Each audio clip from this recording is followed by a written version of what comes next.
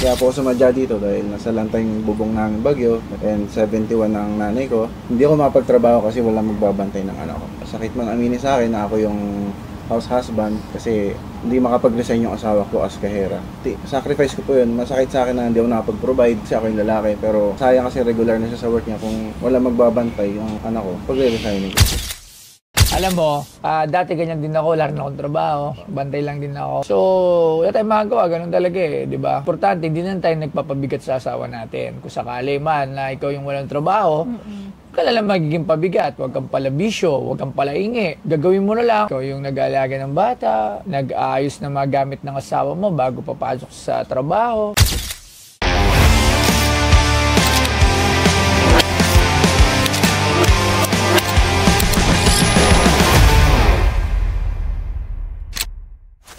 Pasok po, dito po. Magandang hapon, sir. Morning po, idol. Magandang hapon. Ano po pangalan nila? John Resquerbio po. John Resquerbio po. John Resquerbio. Okay. Kayabyab po. Kakayabyab. Buti nakapasok kayo. Oh, wala naman kami schedule. Oo. O, anong balita? Anong mapaglilingkod ni Boss Toyo sa inyo? Ito po sana, gusto ko nang isang itong matagal ko nang tinatagong remembrance sa akin ni Kuya Kim. Simula nung in-impersonate ko siya. Kuya Kim? Opo. Kim... Atienza.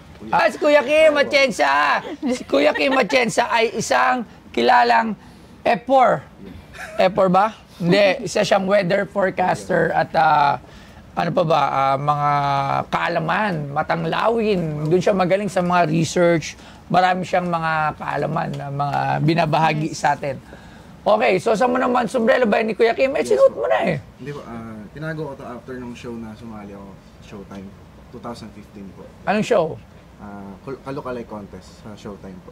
Kalokalike mo si Kuya Kim. So sumali ako, ako lang po yung nakagaya sa kanya that time. Sample, paano mo ginaya si Kuya Kim? Magkakaroon po ng low pressure area dito sa bandang Southern Luzon at bukas ay magkakaroon ng temperatura 18 degrees Celsius. Ito po si Kuya Kim, tanglawin, ang buhay ay weather lang. Okay. So patingin ako dyan sa umbrella mo. Tingnan natin. So pangatlong pares niya kasi ito eh. Paano kung malalaman na sa kanya yan? Nasa video po sa Showtime na binigay niya talaga sa akin. Yung saan? Nasa YouTube. Nasa YouTube. May pirma? Hindi po. Ito na po. Siya lang po talaga meron yan. From Africa talaga niyan. Kala ko siya lang meron yan kasi binibenta yan sa Africa. Sa mga safari. So madami din yan. So I don't know kung ilan lang dito sa Pilipinas siya. Siyempre, hindi naman siya numbered. Masasabi mong siya, yan lang yan pagka numbered yung isang product. So this is not numbered. Madami to. Pero hindi lang natin sure na dito sa Pilipinas. Ang pinakaiba lang nito, ginamit ito ni Kuya Kim Atienza. Ginamit ni Kuya Kim saan? Sa shows niya? Sa shows, lahat ng shows. Gaano katagal? Kasi kailangan kompleto tayong detalye. Ginamit niya to sa... Kasi sabay niyang binili yung tatlong... Simula nung nagsuot siya ng sombrero, talaga ito na yung pangatlo niya. Kaya sa kanya binigay yung pinaka... Patingin ako ng video.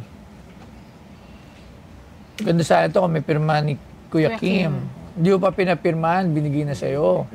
Nandun ka na. Ayaw niya talaga pabenta. Kahit ako ayoko na ibenta kasi dito ako naghanap buhay dati. Gamit ko tong sombrero na to pag nag-gigas ako. Wala ka na sombrero, hindi ka na si Kuya Kim. Kim ka na lang. Kasi pag Kuya Kim, may sombrero. Pagka wala, Kim na lang. Okay, so tingnan ko nga.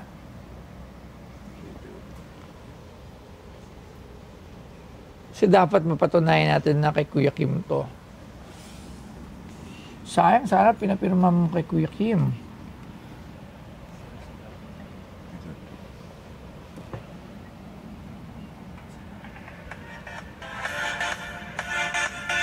Commercial pa.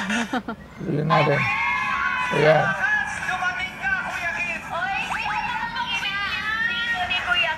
Ikaw yan. Iba pa yung sombrero mo. Masaya na to eh. Tagal ka na. Dito lapit yung suot mo. Ayun. Ito lang ang mga pin niya eh. Pwede favor, pwede pahirap ng hat mo. Oo, para Kasi iba yung hat niya eh. Maganda yung hat nick. Para tingnan natin kung... Yung tayo tama eh. Pag dito lapit yung suot mo. Hindi kuya dito eh. Ayan!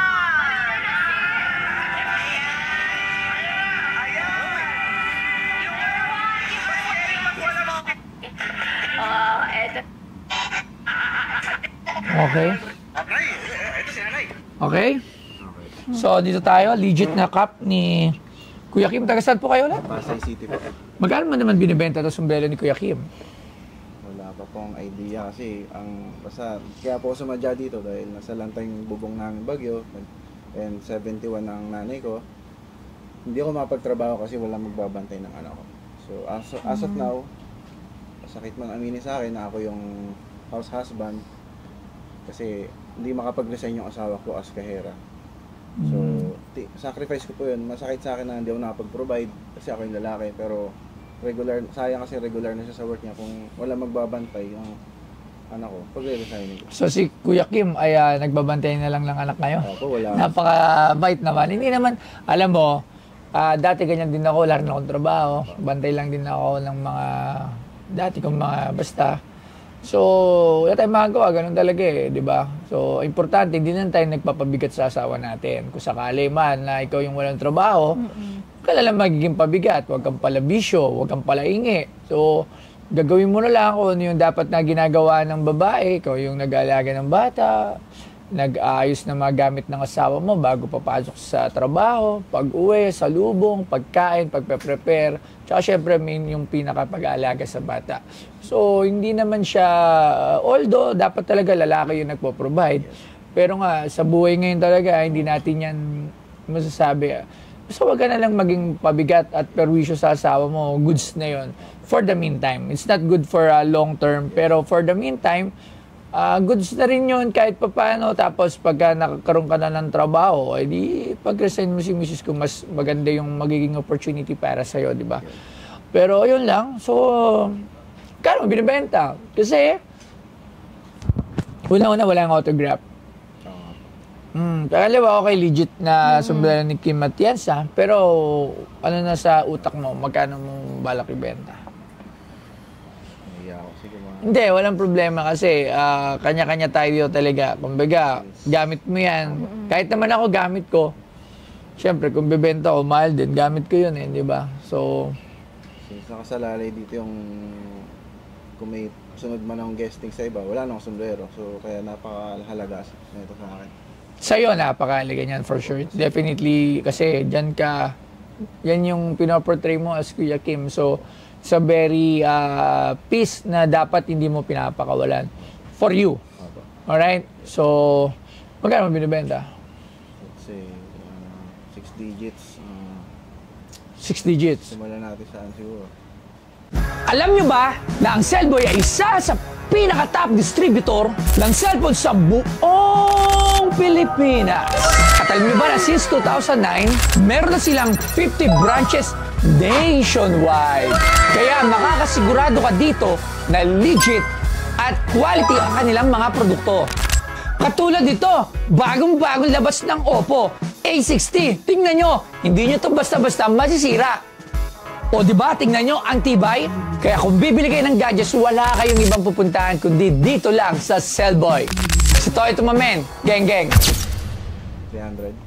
300, wow. Mas mataas pa siya dun sa sa coin kanina. Okay. Okay, hindi siya mangyayari sa 6 digit. Okay. Hindi siya mangyayari talaga sa 6 digit. Siguro, para sa akin, 5,000. Oo. 5,000. Hindi ko bibigyan sa... Una kasi walang signature. Pangalawa, gamit ni Kuya Kim, hindi ko alam kung ilan talaga yung cup niya Hindi rin natin alam. May pamalit siya Yes. Dalawa kasing gamit. Oh, yun nga. Kaya binigyan So, niya na sa akin. siguro ako, pwede yan hanggang 10,000 pesos. Kasi wala nga signature, walang... although nakita naman natin na binigay, pero kasi, ang hirap Kumbaga, pag dinisplay ko to sa shop ko, okay. Explain mo pa. Lagyan ko dyan.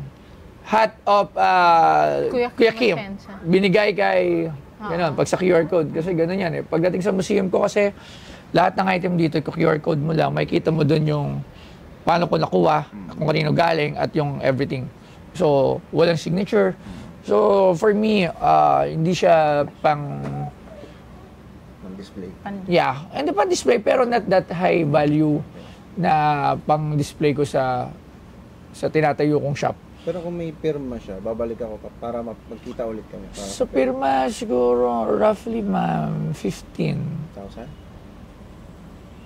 15, yeah. Ano kasi, siguro, yun yung tingin ko, for my own opinion, tsaka sa pagpaprice ko ni Kuya Kim, okay? So, kasi kung maganda sana kung bibili ako ng Kuya Kim is yung buong costume niya sa Matanglawin.